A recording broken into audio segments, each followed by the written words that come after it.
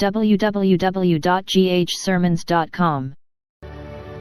Demons manifest as death, as poverty, as sickness, as wickedness, and as crisis. But they don't just manifest. They manifest because certain provisions are available.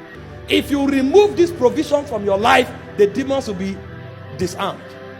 So what are the provisions that empower demons? Number one is ignorance. If you don't know that you are in the middle of battle, you will be sleeping when your life is being taken away.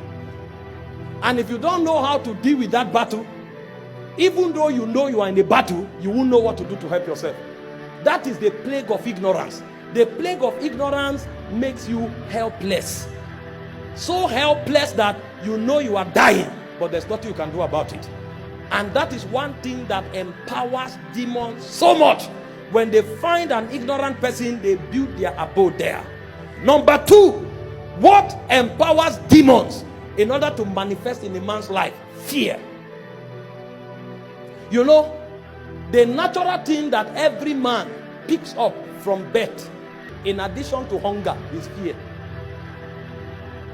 When you have a small child, leave that child in a room. The child will be so afraid and start crying. You will be wondering who taught that child.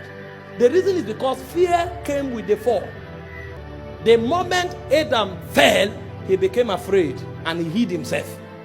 And so when the devil wants to exploit you, he will check whether your fear has been substituted with faith and boldness. If your fear has not yet been substituted, then the devil will plunder you.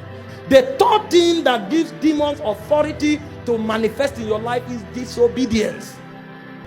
In Ephesians chapter 2, from verse 1 to verse 2, the Bible said, "And you hath he quickened, who were dead in trespasses and sin, wherein in time past ye walked according to the course of this world, according to the prince of the power of the air, the spirit that now walketh in the children of disobedience." Now, when people are being lured by demons to disobey God, they don't know that it's a complex demonic intelligence.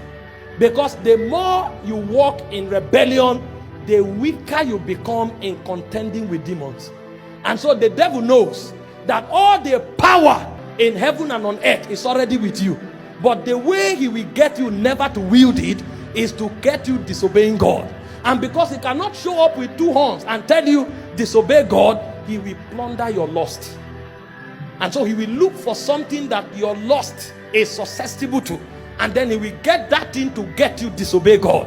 He knows that so long as you are disobeying God, no matter how much effort you put in, no matter how much you try, you cannot get what you are looking for, because it takes supernatural power to prosper in life. Number 4, what gives demons right and authority to rule people and to molest them is willful desire.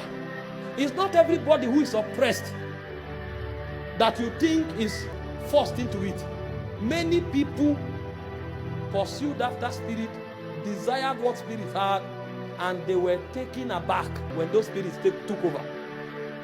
It's not everybody that is forced into bondage. Some people walked their way willingly into bondage. In fact, I read one scripture, James chapter 1, verse 14 and 15. It said, "But every man is tempted when he is drawn away of his own lust and enticed. Then when lust hath conceived, it bringeth forth sin. And sin, when it is finished, bringeth forth death." And death is one of the manifestations of oppression. So many people journeyed into death by their lust. They willfully followed that pathway because they didn't know that there's a way that seemeth right unto a man, but the end thereof is death. Hope you know the tree is called the tree of the knowledge of what? Good and evil. There are certain good that has evil at the end. And so if you are not led of God and you yield to your lust, most times you will end up in chains and in captivity, because demons can use your desires to plunder you. Finally, what gives demons authority are covenants, oaths, and truces.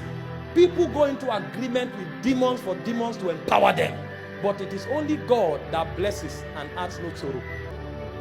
Every other spirit that blesses added sorrow to their blessings. And so when a man does not quickly detach from covenants with demons, that man is already on the pathway to oppression.